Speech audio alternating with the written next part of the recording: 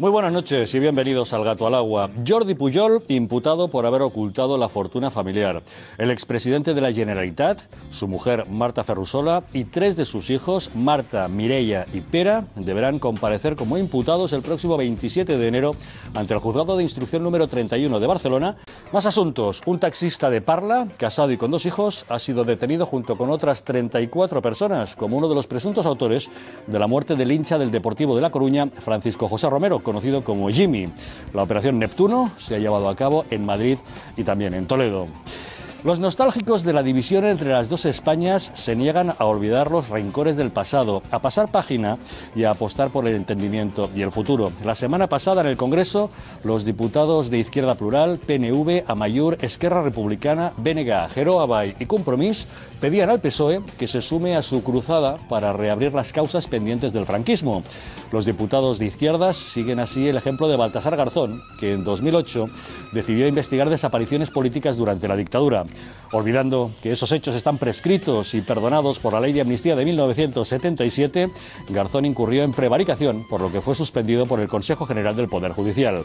Ahora estos diputados siguen el guión diseñado por la jueza argentina María Servini, que ha solicitado la detención y extradición de personas como Rodolfo Martín Villa, José Utrera Molina o Licinio de la Fuente, por haber sido ministros en los tiempos de Franco.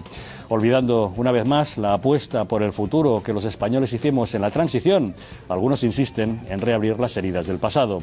Por cierto, que puestos a hablar del pasado, Santiago Carrillo asesinó a su primera mujer y la enterró en la vivienda que tenía la pasionaria en París. Eso es lo que asegura José L. Sánchez, que en su novela Con la piel de cordero repasa la vida del dirigente comunista, asegurando que además de su vinculación con las matanzas de Paracuellos, escondía también el estrangulamiento de su mujer. Sánchez dice que este hecho era conocido por José Manuel Lara, quien no lo publicó por presiones de la Casa Real. Hablaremos con el propio Sánchez, quien asegura que puede parecer una trama imaginada, pero la realidad supera la ficción. Queremos conocer sus opiniones acerca de los temas que hoy les proponemos. No dejen de mandarnos sus mensajes. Sira Valdés les cuenta cómo pueden hacerlo. Sira, muy buenas noches. Muy buenas noches. Ya saben que siempre les pedimos que participen con nosotros a través de las redes sociales. Si quieren enviarnos sus preguntas, comentarios, opiniones, pueden hacerlo a través de nuestra cuenta de Twitter, @gato_directo. Y como cada noche también queremos pedirles su opinión en la pregunta que hoy planteamos en nuestro gatómetro. ¿Debe la justicia reabrir causas anteriores a la amnistía de 1977? Si consideran que sí, llamen al 905-810-811. Si por el contrario piensan que no, que deben permanecer cerradas, llamen al 905-810-812. Gracias, Sira. No dejen de participar en nuestro gatómetro ni de hacernos llegar sus opiniones acerca de todos los temas de actualidad que hoy pensamos debatir en compañía de nuestros analistas. Hoy, Eduardo García Serrano. Muy buenas noches. Buenas noches, Javier, a la mesa y a los televidentes, claro. Senador Antonio Alarcó, buenas noches. ¿Qué tal? Buenas noches. ¿Todo bien? Todo bien, con una hora menos otra vez, esperando mucho turismo y esperando mucho petróleo. A ver si es verdad, a ver si es verdad. Don Fernando Paz, muy buenas noches. Muy buenas noches, un placer. Begoña Villacís, ¿qué tal? Buenas noches. Buenas noches. Y Raúl Ramírez, ¿qué tal? Muy buenas noches. Muy buenas noches, mesa, televidentes, españoles en general españoles y disidentes. Todos. Todos queremos serlo, aunque hay algunos que se luchen contra ellos mismos, pero bueno. Si les parece, vamos entrando en materia.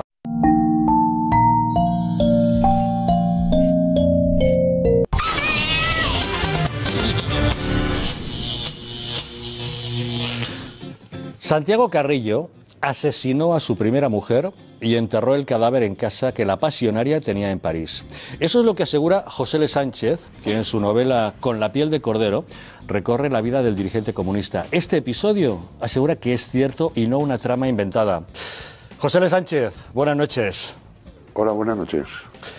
¿Es cierto que Carrillo estranguló a su primera mujer y enterró el cadáver en casa de la pasionaria? Bueno, es cierto que Enrique Lister quiso publicar en su libro Así destruyó Carrillo el Partido Comunista, que Carrillo estranguló a su primera mujer y la enterró en la casa de pasionaria, y que la Casa Real hizo todas las presiones para que no se pudiera publicar y no se publicó finalmente. la única manera que tendríamos de saber si está la mujer de Carrillo, Asunción Sánchez Lachón, en la casa de Pasionera, sería derribar el edificio que ahora hay y mirar entre sus cimientos. Pero yo creo que Enrique Lister no mentía. Usted asegura que este hecho era conocido por José Manuel Lara, pero que fueron esas presiones las que impidieron su publicación. Sí, también aquí sí que te puedo decir que nos puede desmentir el Grupo Planeta, que diga que no es cierto, ¿no? También el hijo de Lister se le podría preguntar, que está vivo. Sí, esto lo quiso publicar Lister y él lo manifiesta en su libro Así destruyó Carrillo el Partido Comunista y no se atrevió Lara a publicarlo y además le dijo que era por presiones de la monarquía de Zarzuela, ¿no? ¿Qué pruebas tiene usted para publicar esto? ¿No teme que los herederos de Carrillo puedan demandarlo por libelo y falsas acusaciones? Que va, temo que me demanden por muchas más cosas, porque esta es la más suave que se puede decir. En mi novela, el asesinato de la primera mujer de Carrillo es una anécdota, si se puede llamar anécdota al asesinato de la primera mujer de alguien, pero es una anécdota al lado de todo lo que cuento, porque por supuesto que hablo mucho de Paracuellos, pero de Paracuellos ya se ha escrito mucho, ¿no? Lo que hablo de cosas que nunca se han contado. Involucro directamente a Santiago Carrillo con todo tipo de pruebas documentales en la muerte y en la dirección del asesinato de Trotsky y involucro por primera vez, nunca se había hecho hasta ahora, a Santiago Carrillo por orden de Stalin en la condena a muerte a José Antonio Primo de Rivera. Doy datos, a pesar de ser una novela, doy datos históricos que demuestran todo eso. Y una cosa más, que a lo mejor es lo que más sorprende, cómo mató sistemáticamente y eliminó sistemáticamente a militantes comunistas incómodos. En la novela salen 202 nombres, con nombres y apellidos, de militantes del Partido Comunista que fueron asesinados por orden de Santiago Carrillo. Salen sus nombres, salen el lugar y la fecha de ejecución, y en la mayoría de los casos que además están considerados víctimas del franquismo, represaliados del franquismo, cuando fueron asesinados por orden de Santiago Carrillo. Tú fíjate si se pueden querellar ahí familiares de víctimas, familiares de Santiago Carrillo y familiares de quien quieran, ¿no? Bueno, pues pleitos tengas y los ganes, amigo Sancho. Cuando uno está cubierto de razón con la verdad, y la razón se va a todas partes. ¿Es cierto que Carrillo pactó con el entonces príncipe Juan Carlos que colaboraría en una transición pacífica tras la muerte de Franco, una vez legalizado el Partido Comunista, a cambio de que dieran carpetazo a su oscuro pasado? Bueno, no solo es cierto, sino que además solamente ha habido un exiliado en España que no ha podido volver a España, habiéndolo solicitado, que fue Segundo Serrano Poncela, número 2 de Santiago Carrillo en las matanzas de Paracuellos de Jarama, y la única persona que lo podía involucrar. Y siendo ministro de la UCD, Rodolfo Martín Villa, ministro de Interior, se le negó reiteradamente a Segundo Serrano Poncela la posibilidad de volver a España.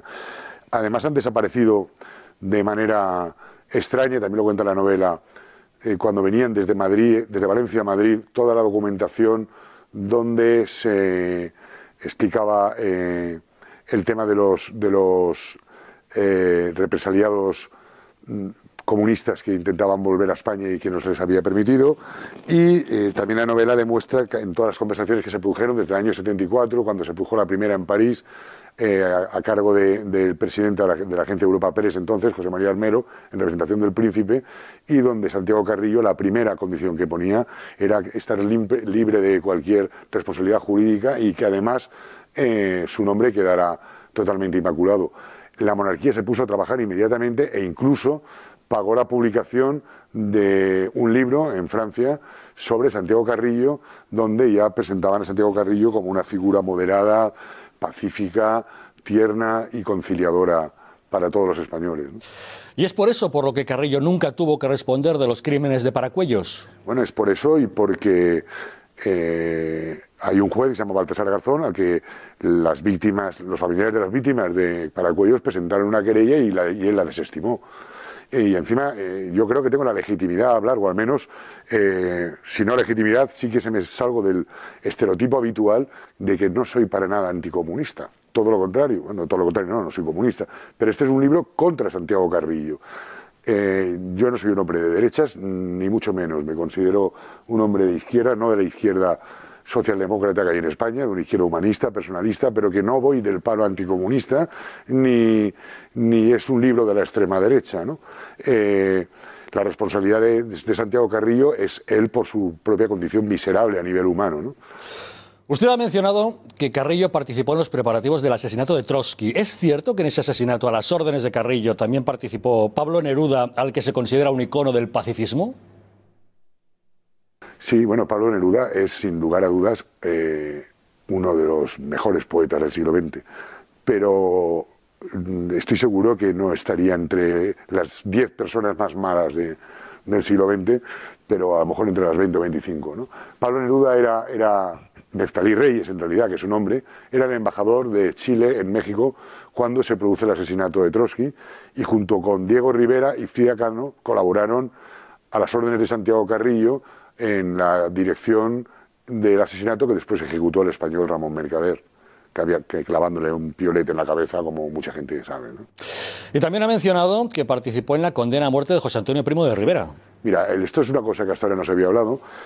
Santiago Carrillo era consejero de Orden Público, el poquísimo tiempo, el muy breve tiempo en que fue consejero de Orden Público en Madrid, y el 17 de noviembre se produce una reunión en el Hotel Inglés de Valencia, frente al Palacio Marqués de Dos Aguas, a las 6 de la mañana, en la que participa el ministro de Justicia, que era de la CNT, en la que participa Indalecio Prieto, participa el fiscal, Gil Tirado, el presidente del tribunal y Santiago Carrillo, que era el consejero de Orden Público de Madrid. Santiago Carrillo, no, el joven Santiago Carrillo, porque tenía 22 años entonces, no tenía nada que ver en esa reunión. El consejero de Orden Público de Madrid se encargaba de la defensa de Madrid, y él venía con la orden de Stalin, porque él era el hombre de Stalin en el comunismo español, con la orden de Stalin de que sí o sí José Antonio fuera condenado a muerte. Se produce una reunión muy tensa, os digo, una reunión que empieza a las 6 de la mañana, y en la que Indalecio Prieto hace un esfuerzo tremendo por salvar la vida, en la que el ministro de la CNT estaba muy presionado, porque por un lado tenía la CNT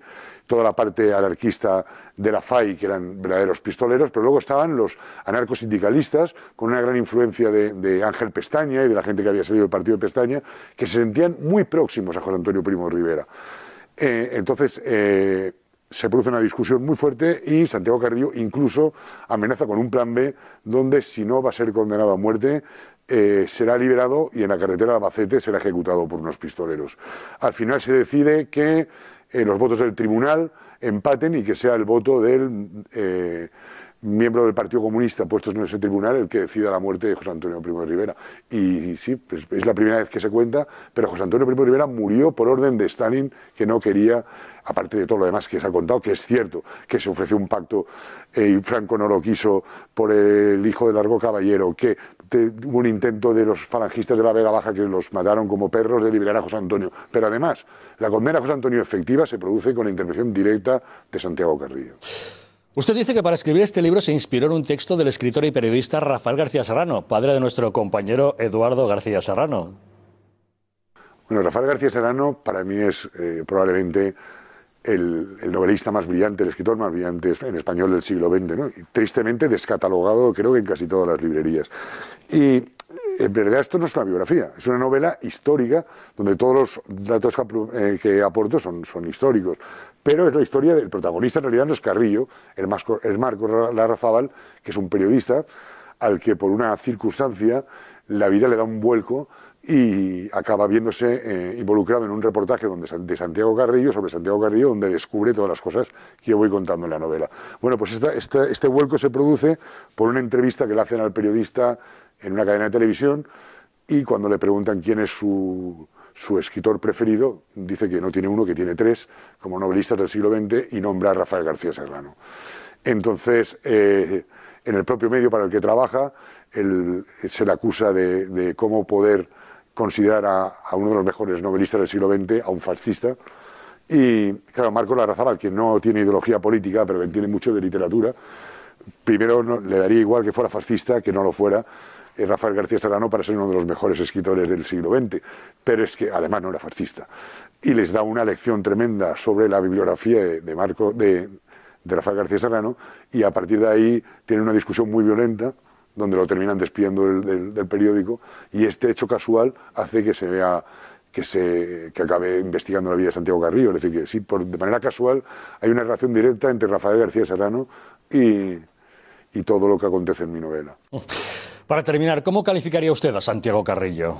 Bueno, Santiago Carrillo ha sido un ser miserable, ha sido un ser despreciable, como los grandes seres miserables y despreciables que ha habido a lo largo de la historia, ¿no? Como lo fue Stalin, como lo fue Hitler.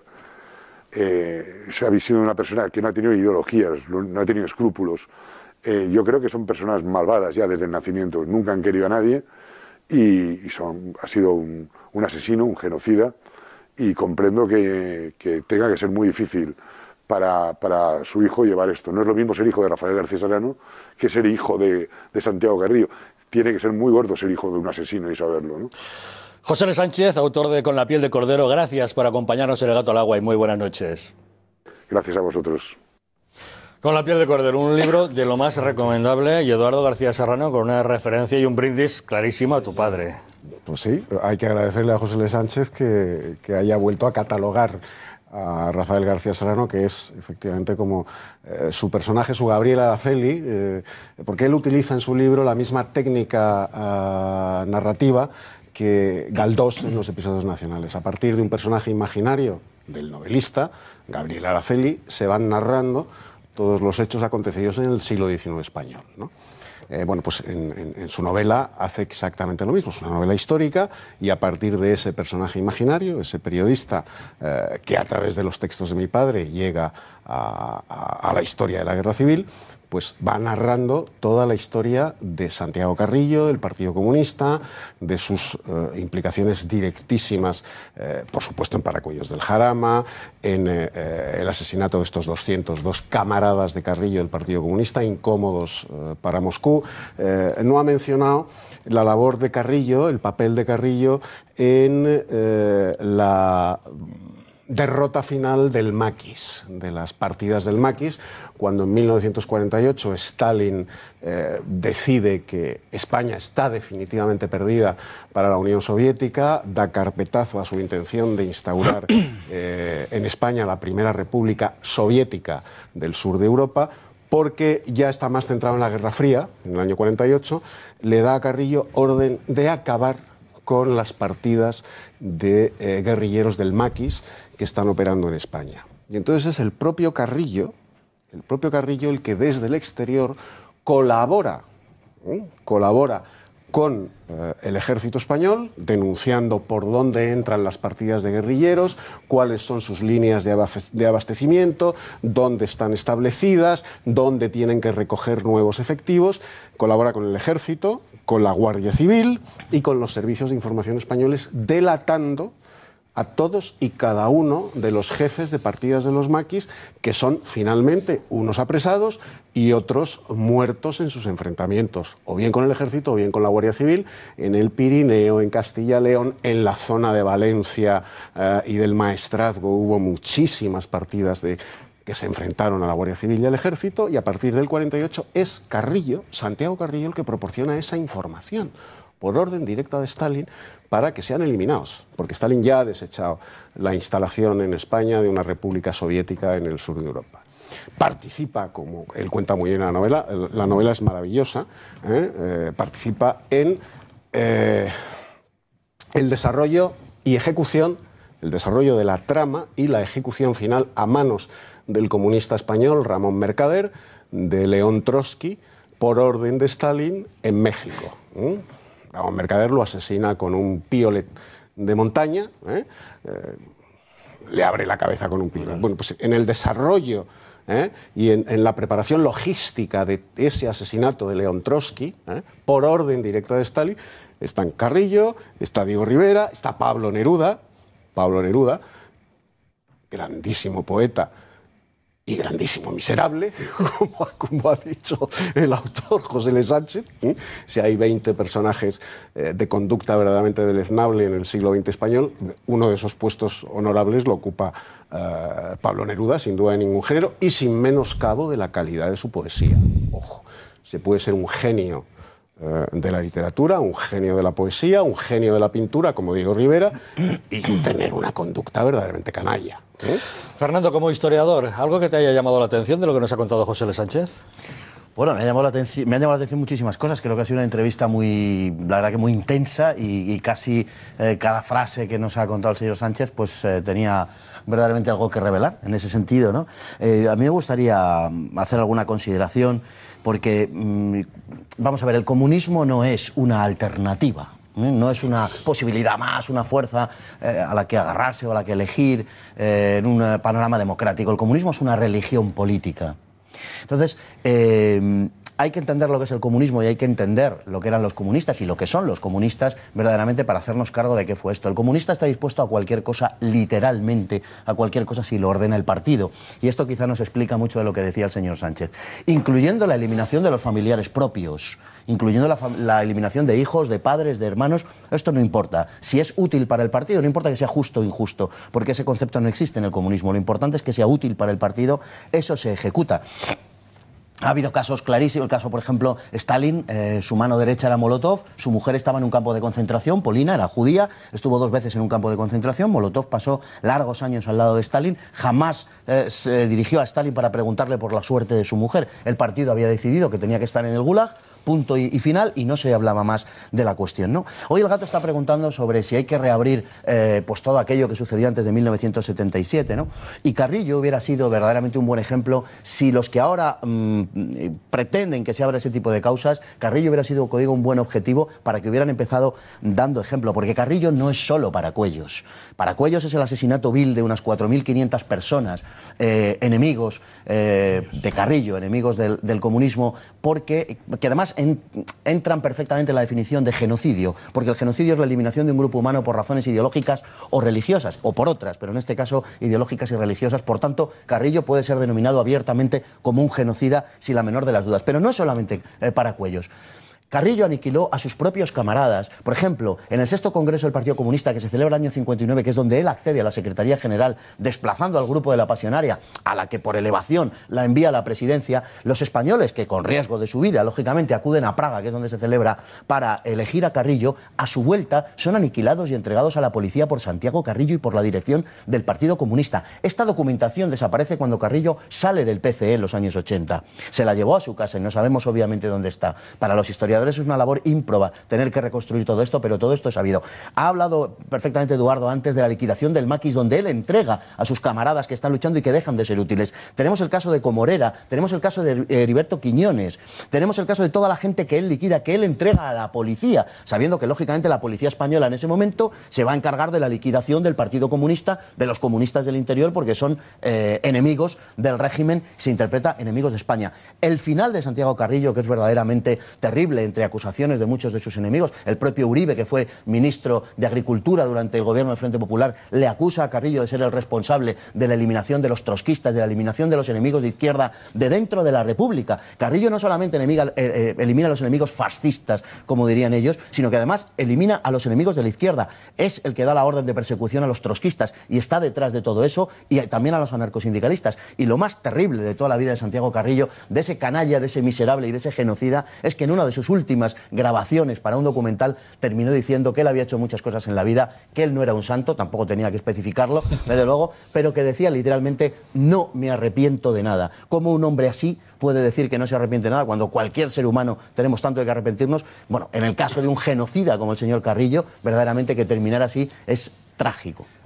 Hay un episodio, querido Javier, que yo no quiero dejar pasar esta noche, que es cómo se salvan en los campos de concentración stalinistas y quién salva en los campos de concentración stalinistas a los españoles comunistas que combatieron con el Ejército Rojo en la Segunda Guerra Mundial, que formaron parte del Partido Comunista de la Unión Soviética y que en las diferentes purgas de Stalin fueron conducidos al Gulag, conducidos al campo de concentración. Bien, en estos campos de concentración estaban también los prisioneros de la División Azul española.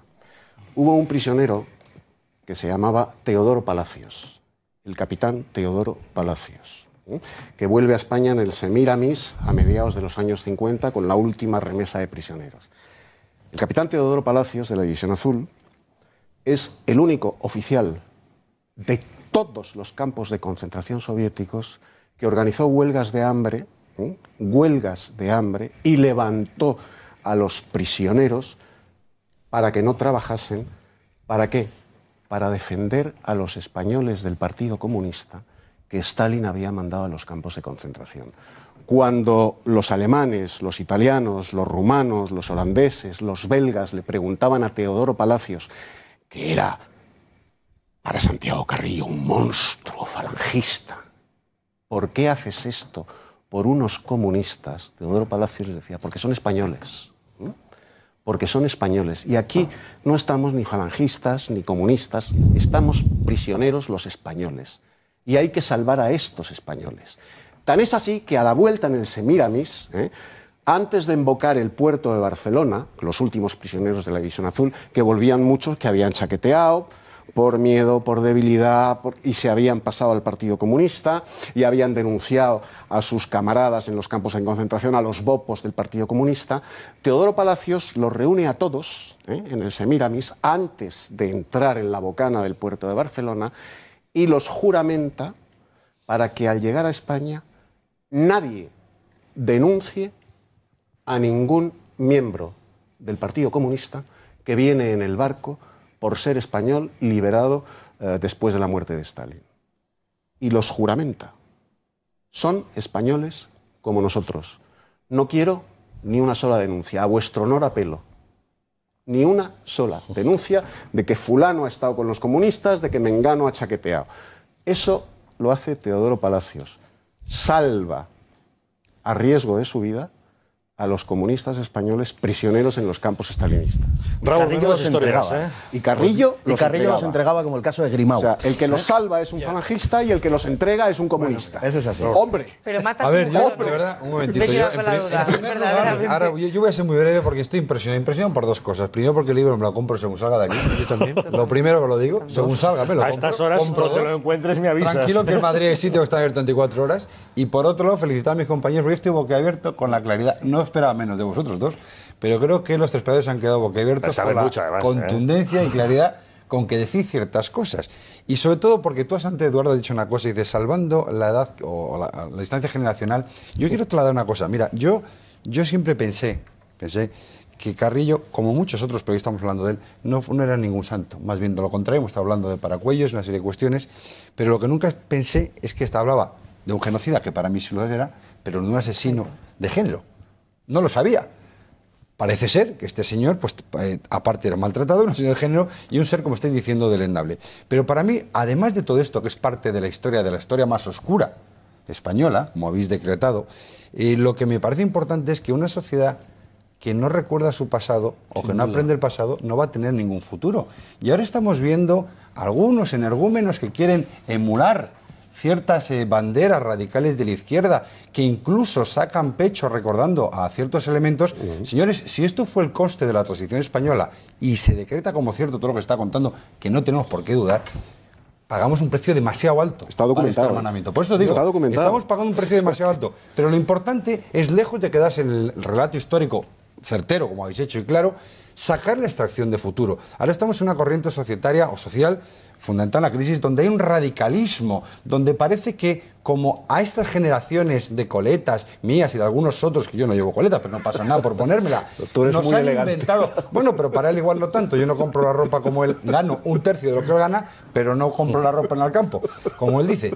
Pero en cualquiera de los casos, estamos volviendo a poner en valor una historia que nos hemos inventado. Unos personajes los ponemos como proyecto o base de nuestra sociedad de bienestar actual que fueron totalmente lo contrario. Entonces, a mí, generar una corriente ideológica en base a una gran mentira documentada y, sobre todo, que haya un volumen de españoles que a la hora de votar sigan pensando que la igualdad social se basa en lo que muchos hoy, en una izquierda radical, quieren justificar como una ideología, eso era mucho más radical que la religión contra que ellos detestan o atentan, y al final es una anulación absoluta de la personalidad. Era un señor que vivía para sí, trabajó para sí, buscó sus intereses, y obviamente yo no entro en Pablo Neruda, señor Pablo Neruda era buen poeta, no, que lo era, pero al Gran final poeta. la sociedad Gran poeta. y la historia te juzga por lo que fuiste. Y entonces lo que sí llama la atención es a esa gente joven que nos está escuchando, o gente que no hemos vivido, gracias a Dios, la vida de este personaje, más que lo que nos han vendido maquillado en una transición, participó en las instituciones de Estado porque interesaba por el bien común, que espero que no se haga otra vez esto con ETA, que hablaríamos. Lo que tenemos que tener muy claro es a los filibusteros actuales que quieren revivir y resucitar a viejos asesinos, genocidas, que tengan muy claro que la historia es una cosa y lo que quieren vender por interés es un bien distinto. Mira, decía Antonio antes una cosa brevísimo, si me permite, una cosa referida al nacionalismo catalán, la deslealtad de Pujol y tal. Bueno, en el caso del Carrillo y en el caso del Partido Comunista estamos exactamente en lo mismo. Es decir, el compromiso que ellos firman en la transición, el compromiso al que se avienen, es un compromiso que a ellos les viene bien de modo temporal. Es decir, ellos colaboran con una democracia a la que motejan despectivamente de burguesa. Para ellos no es más que una estación de tránsito.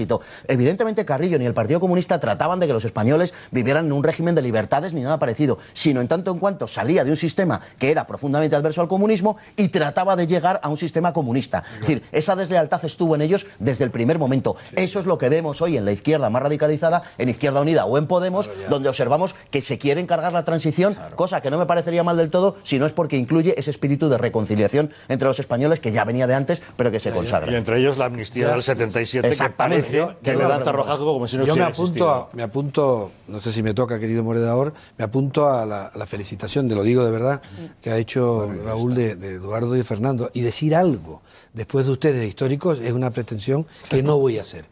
Pero me voy a comprar el libro inmediatamente. Estoy empezando a leer al padre Eduardo, que no lo había leído, lo tengo que reconocer en público. Te lo recomiendo encarecidamente. No tengo ningún reparo, ya he empezado. Me cuesta, pero no me cuesta no por nada, porque no tengo mucho tiempo, que es una excusa muy facilona de los que no leemos excesivamente, sí. Sin duda. Segundo lugar, podemos hablar de esto en estos momentos tranquilamente. Y es muy importante reconocer la historia, pero lo podemos hablar porque nos hemos dado un espíritu de la transición que yo me apunto con los errores que tiene toda transición y amnistía, pero nos ha permitido un periodo de expansión seria donde nos hemos perdonado, entre comillas. Una cosa es perdonado y otra cosa es que no conozcamos lo que ha ocurrido. Y yo creo que es muy importante. En segundo lugar, estoy con Fernando también, ¿no? Esta noche no he discutido casi nada con Fernando. Y yo creo que es bueno también porque estamos en temas importantes, en temas no ideológicos ni en temas de política rutinaria. Estamos hablando no de una ideología, estamos hablando de una religión macabra que le ha costado a la humanidad más de 100 millones de muertos implantar la ideología, implantarla, porque no se convence, sino se implanta con muertos. El libro negro del comunismo es algo muy importante y todavía algunos nos dicen mediante un círculo, que un círculo es algo como agradable, algo sin arista, no es nada romo, que hay un estalinismo dulce. Sí. Hay que tener muy poca argumentación o una gran capacidad de manipular para ponerle dulce, que normalmente es algo agradable, igual que el círculo, que hay un estalinismo dulce. Es tremendamente macabro también poder llegar a esa vía y evidentemente es que no se conoce la historia ni se quiere conocer, porque claro, reconocer esto es muy duro. Mira, hoy... Al margen de todo esto, de política estamos hablando siempre. Y a mí de este hombre lo que me surgieron otras cosas. Desde el punto de vista criminalístico, estamos hablando, si damos por bueno el hecho de que se cargó a su mujer, y perdonad, vamos a rescatar eso, porque lo otro se habla, yo lo de Paracuello lo he escuchado en muchísimas ocasiones, y habéis desvelado cosas nuevas. Para mí, de Pablo Neruda, tira el boli, o sea, me ha parecido. Pero alguien que es capaz de estrangular con las manos es alguien, pues desde el punto de vista criminal, es alguien especial, es alguien que hace que la vida se escape de alguien por medio de sus propias manos, es decir, que busca precisamente eso. Eso no es cualquier tipo de persona. Cuando hablaba que es alguien inhumano, alguien vil, o sea, yo creo que aquí la ideología es algo accesorio realmente. La ideología aquí no deja de ser una herramienta al servicio de gente cruel y mala. Tú antes hablabas de que el comunismo es una religión política, pero es que realmente estás dando la definición de cualquier tipo de fundamentalismo, sea el comunismo, sea cualquier otro en este caso. Y yo creo que lo que tenemos a día de hoy, o lo que nos están planteando, es que ni siquiera es comunismo, es que es un sucedáneo de algo a lo que se quieren apuntar. Yo ahora mismo no creo que tengan la bandera ni de comunismo ni de nada. Yo creo que a día de hoy es, yo qué sé, es un espejismo de algo. Si es que ni ellos mismos saben lo que son, Vosotros tenéis claro de lo que son, yo no. O sea, me ha cambiado la idea. Y ellos también, ¿eh? Y ellos también. Y ellos también, ¿eh? Mira en todos los Y mítines ellos cuáles son las canciones que cantan estos señores. Sí, las son cantarán, canciones de pero barricadas de la Guerra Civil Española. Que no, porque toda esta historia estoy convencida de que la desconocen. No, que la desconocen. Begoña, ten la absoluta seguridad que tienen un conocimiento completo de la historia del Partido Comunista y de la historia del comunismo en general. Eso sí. Hombre, claro que nos están mintiendo, Begoña. Claro, claro. A ver, señores, hoy les estamos preguntando si no creen que ya va siendo hora de que encerremos el pasado y lo dejemos para los libros de historia. Porque si se dan cuenta, aquí hay más de uno bastante interesado en no pasar página. Sin ir más lejos, la semana pasada en el Senado, por ejemplo, el PP rechazaba una moción propuesta por el PNV y secundaba por el resto de partidos para retomar la ley de memoria histórica y reconocer a las víctimas del franquismo colaborando en la recuperación de desaparecidos. O con el PSOE solicitando en el Congreso una reconversión del Valle de los Caídos para que deje de ser, como así lo entienden los socialistas, un mausoleo contrario a la cultura de la convivencia y un desprecio a las víctimas del franquismo. Pero bueno, también recordarán otro capítulo. Otra de las que quiso abrir heridas del pasado fue la jueza argentina María Servini, reclamando hace unas semanas el arresto y la extradición de los exministros franquistas, José Utrera Molina, Rodolfo Martín Villa y algunos otros nombres, en total 18 altos cargos por supuestos crímenes de lesa humanidad y torturas. Si bien parece que la policía no atenderá esa petición de la justicia argentina por cuestiones que parecen bastante obvias. ¿Se acuerdan cuando el juez Baltasar Garzón pidió también de tratar de abrir los crímenes del franquismo desde Argentina, también a través de la jueza Servini, y pidió la partida de defunción de Francisco Franco para, en fin, todas esas barbaridades? No va siendo hora ya de que hagamos carpetazo y, como estamos preguntando esta noche en nuestro gatómetro, ¿creen ustedes que realmente hay que reabrir esos casos? ¿No nos dimos ya una ley de punto final con la ley de amnistía de 1977? ¿No habría que respetar eso y dejarlo así? Sí, hay una ley es que ahora mismo Es que no se puede. No, sí reabrir se esto. puede. Lo que pasa es que políticamente a un sector no interesa. Es decir, aquí hay que reconocer que igual que un sector de la sociedad española, amplio espero, o creo, vivo en ella, ha querido y hemos querido en varias generaciones en este tránsito constitucional olvidar el pasado. Y una cosa es perdonarlo y otra cosa es olvidarlo. Yo estoy de acuerdo contigo. Yo creo que hemos hecho una ley de perdón donde todos tendríamos mucho que reprochar. Una transición, pero la memoria histórica se mantiene. Claro. Pero la memoria histórica... yo siempre apuntando al señor Garzón, al prevaricador Garzón, perdona que le llame así porque usted está condenado en sentencia firme y ha sido expulsado de la carrera judicial. Esto, precisamente. Por este asunto. Entre otras cosas. Claro. Entre otras cosas, tengan en cuenta también que no solamente tenía uno, tenía tres. Uno de ellos hubo que cambiar la sala. En el segundo, pues prescribió el delito y el tercero, pues fue condenado. O sea que la carrera judicial del hombre casi fue más en banquillo que en el otro lado.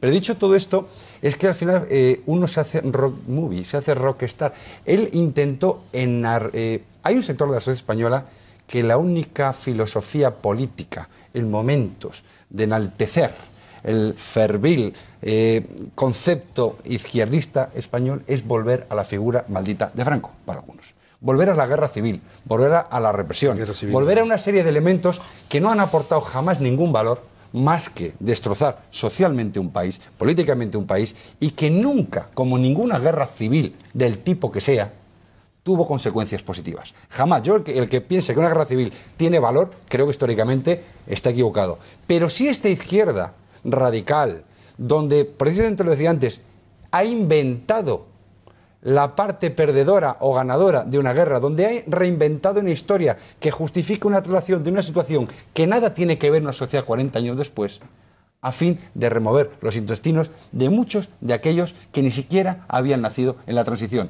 Para mí, hoy decís, es que no es lo mismo que el Podemos. Pues señores míos, vean los vídeos, vean qué cantan estos chavales cuando están reunidos y alguno de ellos con más de 2 copas encima, que salen varios, con más de 2 copas, su tendencia a beber, no sé si agua, el agua no produce esos efectos. Siempre están cantando canciones. Los espectadores de la del guerra rato han tenido ocasión de ver esa bonita entonación de la Internacional, todos sí, ellos, sí, pero es que al parecer ligeramente afectados por Pero algunas la intención de por qué lo hace. algunas cervecillas de más. La cervecilla. Vamos a ver, yo creo que este tema, en mi opinión, es un tema que tiene poco de recorrido, como una cuestión de debate, ¿no? De muchas cosas se les podrá acusar a los miembros de Podemos, pero de que no tienen claras las líneas ideológicas, te garantizo que es la última de las acusaciones que se le pueden hacer. Es más, son gente que llevan décadas trabajando en esto. Son trotskistas, lo son desde hace muchos años. Estaban ya desde antes. Es decir, los que mueven la historia. Me alegro de que haya salido ahora, porque en su momento tuvimos la ocasión de decirlo en esta misma casa, y en fin, alguna que otra bronca tuvimos por ello. Con algún contertulio, quiero decir. Los que movieron en el 2004 toda esta historia eran ellos. Es que algunos los conocemos desde hace 20 años. Entonces, nos provoca una cierta sonrisa, perdona Begoña, la ingenuidad que manifiestas con tu mejor disposición, no me cabe la menor de las dudas. Pero créeme de verdad, Begoña, que si algo tienen claro es que conocen no solamente los clásicos del marxismo, sino cosas muchísimo más actuales como Zizek, etcétera, que es gente para leer.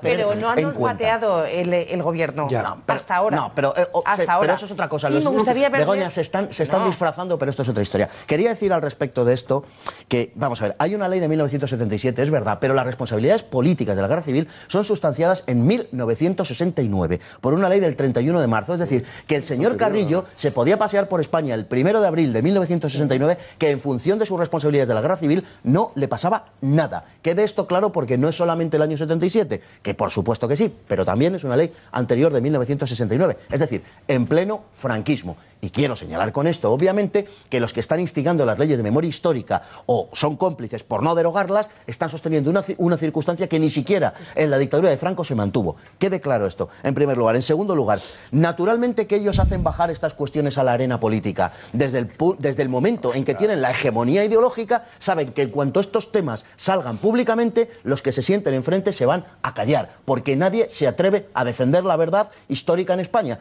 En consecuencia, es una batalla que tienen ganada de entrada. Como mucho lo que logran es que la gente se haga la distraída, como que no va con ellos. Pero nadie se atreve a decirle, y vosotros también, y vosotros más, y vosotros fuisteis los que liasteis esa guerra civil de la que hablaba un momento Raúl, porque a una guerra civil no se llega por casualidad, sino que se llega cuando a un pueblo no le queda otro remedio, como cuando dice el profesor Stanley Payne, que llega un momento en que es más peligroso no sublevarse que hacerlo. En consecuencia se sublevan. Cuando ya no dejas otro remedio, pues obviamente te ves abocado a eso. Y por último, Garzón es un delincuente de tomo y lomo. Garzón es un tipo, además en el plano moral, es un tipo deleznable al cual los familiares de las víctimas de Paracuellos le plantearon que sacara adelante este tipo de cosas, ¿no? Contra Santiago Carrillo, porque Santiago Carrillo era un hombre al que podían haber detenido perfectamente simplemente con haber ido a la cadena SER, ¿verdad? O quizá a otros sitios, ¿no? Desde donde impartía su cátedra moral. Bueno, nadie le quiso detener y nadie se planteó esto. Hoy en día, hasta el profesor Paul Preston reconoce su implicación en el genocidio de Paracuellos, con lo cual está todo dicho. Bueno, pues Garzón argumentó jurídicamente contra la decisión que él tomaría después, que era la de no respetar la ley de amnistía de 1977. Es decir, él aduce una ley que luego se saltará para justificar la persecución al franquismo. Es decir, este es el señor Garzón. Moralmente un tipo absolutamente impresentable. Y ahora es el inspirador, es el ventrílocuo que está detrás de la señora Servini, que en el fondo no es nadie, que es una señora corrupta, que en Argentina ha defendido innumerables causas de corrupción de la familia Menem, por cierto. Yo creo que, vamos a ver, esto es una operación de forraje propagandístico que están agitando desde hace muchos años los de Podemos, que entonces no se llamaban como tales, y los de Izquierda Unida, con el compadreo del Partido Socialista y, por supuesto, de los dos grandes partidos separatistas de este país, que son el PNV y Convergencia y Unión. Lo que no pueden perdonar, primero, la guerra civil no es un hecho genuinamente español. Todas las naciones de Europa, incluso la gran nación norteamericana, se han conformado a través de una guerra civil, o de varias guerras civiles. Los franceses y los alemanes las han tenido, y los italianos no les quiero a ustedes contar, ¿no? A partir de una guerra civil se conforman prácticamente la totalidad de las naciones de Europa y Estados Unidos. Por cierto, estos muchachos de Podemos que hablan de la feroz represión en la victoria a partir del 1 de abril del 39, habrá que recordarles que en Estados Unidos al general Lee, general de los ejércitos del sur, cuando es derrotado, se le degrada, se le rompe el sable, en esa ceremonia de la liturgia militar tan dolorosa, se le arrancan los emblemas y se le condena al ostracismo. Tienen que pasar 128 años hasta la llegada del presidente Ford para que el general Lee fuese rehabilitado como tal en el escalafón del ejército norteamericano. Esto es una operación de propaganda de la izquierda radical que no ha perdonado la derrota militar en la guerra civil. Antonio, querías añadir algo. No, bueno, yo creo que toda guerra civil es un fracaso. Claro. Lo digo, quiero decir, ya, porque es entre hermanos. Estados Unidos yo creo que es la formación del país que se estaba formando. Nosotros estábamos formados hace mucho tiempo. Lo nuestro es una desgracia que evidentemente tuvo consecuencias porque no vino porque sí, pero es una desgracia entre hermanos. Mi padre fue detenido en el año 34, en el año 36. Detenido 4 años y medio en la cárcel, en Faife. Mi padre fue de la Escala Técnica de Telégrafo y de Madrid pide con 26 años ir a La Palma, isla maravillosa, donde conoce a mi madre, maravillosa mujer también, era mi madre, pero es que era maravillosa de verdad. Y lo retiene, él jura los principios de la República. Esa 26 años, en esa época, cuando gana la oposición, como era una oposición pública, tiene que jurar o prometer, no sé lo que hizo. Y lo detienen por detener el alzamiento nacional. El telegrama, no había telégrafo porque estaba roto, pero lo acusan. ¿Por qué cuento todo esto? Porque yo he vivido, no lo he vivido porque no había nacido, pero sí en mi familia he vivido el espíritu de la transición entero. En mi casa no hubo una palabra de odio nunca. Y mi padre nunca nos impidió absolutamente. Siempre nos decía, en Peninsular nos decía, niños, no se presenten a delegado de clase. Y los 3 pequeños, que somos 2 médicos, y me decía, ¿por qué papá nos dice eso? Godo? ¿Qué te lo decía? No, Peninsular, era un gran peninsular. Nunca ha sido Godo. Y decía esto, y lo he vivido, nunca una palabra de odio. Alguien que estuvo 4 años y medio con juicio sumarísimo detenido en una cárcel. Pues hay personas que apuestan por la paz, por la reconciliación, por olvidar las heridas del pasado, por cerrarlas, y otros, sin embargo, quieren remover tumbas del pasado. ¿Ustedes qué opinan? ¿Debe la justicia reabrir causas anteriores a la amnistía del 77? Un tema controvertido el de esta noche. Dinos, Ira, ¿qué nos están contando hoy? Pues nos están llegando muchas respuestas a esta pregunta y, según parece, la mayor parte de nuestros espectadores consideran que lo mejor es dejar las cosas tal y como están. Estas son algunas de las opiniones. Leandro apunta que, puestos a abrir causas, vayamos a la Edad Media. Si queremos salir a flote, debemos tirar lastre y empezar a olvidar. Santi piensa que si ello incluye a etarras beneficiados por la amnistía, pero solo en ese caso, si no, mejor no revolver. Finalmente, Lucía cree que si se decretó la amnistía en su momento, mejor dejar las cosas como están tantos años después. Hacemos una pequeña pausa y volvemos. Tenemos que contarles que los etarras Santi Potros y Plazaola seguirán de momento en la calle.